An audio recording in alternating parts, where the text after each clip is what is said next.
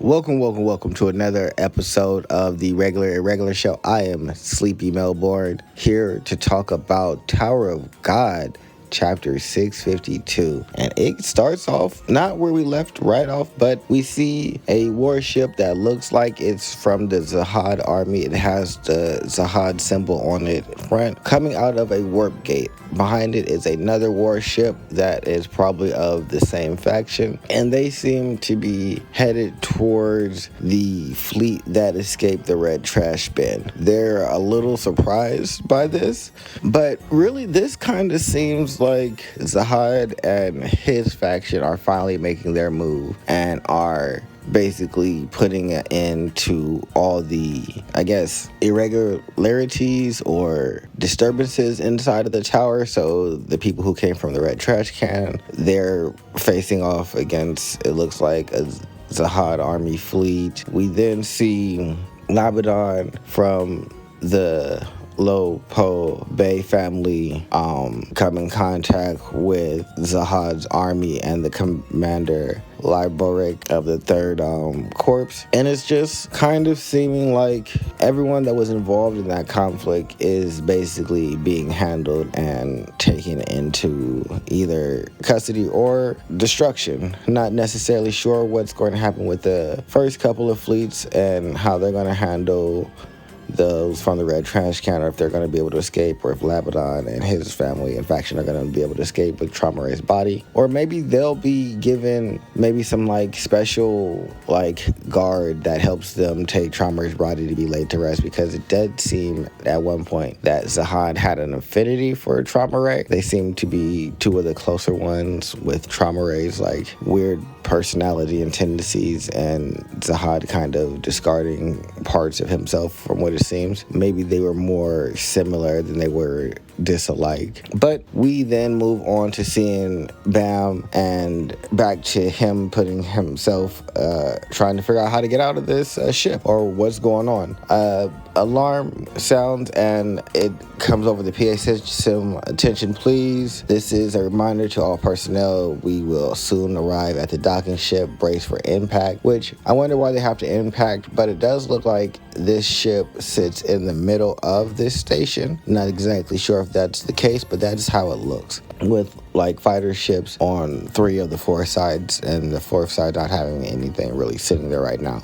Maybe there was a fighter ship, but it's not currently there. We also get to meet a new character. Her name is Isas Adamon. I'm gonna call her Adamon. She's the secretary of Lusek, and she is awaiting his arrival. She calls Jin weak, which for me is crazy, because he's, like I said, one of my favorite characters. So for him to be weak, I wonder how powerful she is. I want to see her in action. She also thinks that the Slayer candidate is going to be frail and wonders how weak he'll be. We get to see a reunion between Jin and his pupil. They do a quick recap of what's going on, with Jin kind of acknowledging that there's some things that he's just not sure about and that they have to kind of figure out together. And so they make it on to the main station of FUG, where Adamon is there. Lusek apologizes for making her worry, and they get ready to head out because there are enemies swarming about. We then see Bam and V basically have a conversation with V, saying, just follow my orders or my guidance until I'm able to fully pry through the crack of this world. Which, does that mean that he's going to leave Bam's body and manifest himself into his own body? It may be, because we do have an example of someone in Enryu creating life with Senshu. So if V is able to recreate himself with Senshu, I would be perfectly fine with that. If it's more sinister and he's just kind of tricking Bam into following along until he's able to pry himself out of the crack and take over the world, as in Bam's internal universe, and then be the controller of that. I'm not here for that, and I hope that there's an internal battle and struggle where he loses, but I'm all for him getting his own body. I think that would be pretty interesting to see V and Zahad go at it, to see what his machinations are and where he wants to take things. I'm also pretty interested in seeing where the rest of this goes, because at the end of this chapter, we get introduced to the commander-in-chief of Zahad's Royal Guard, Ari Adori Zahad, and she is a monster. She unleashes her blade towards the low BDU family and basically destroys the mothership that Gustang is sitting on.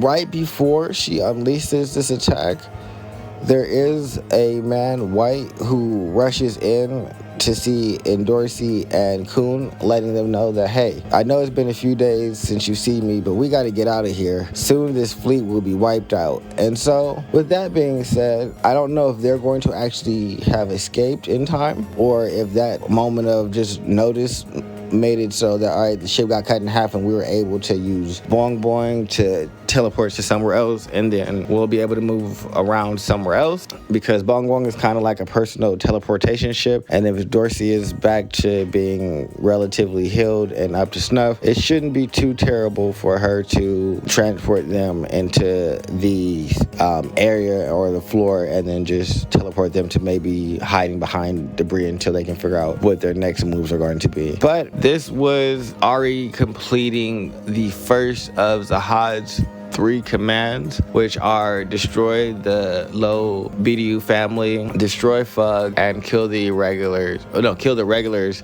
that completed the Hill train. So with this, it seems that at least all the family members of the low BDU family are gone. I doubt very seriously that she was able to kill Gustang, and maybe that's the way that Kun and Endorsi and the white-haired dude survived, but not exactly sure. I know that they did survive, because them not surviving makes no sense. But we do get an announcement that we're going on hiatus from SIU, which means there will be a lot more theory videos coming from me on the channel until we get pick back up and we start with the next season. Oh, there's going to be a spin-off that comes before the next season, which I'll also cover, and so hopefully you join me for covering the spin-off and all the theories. This has been Sleepy Melbourne, you know, the regular irregular, and I'm out.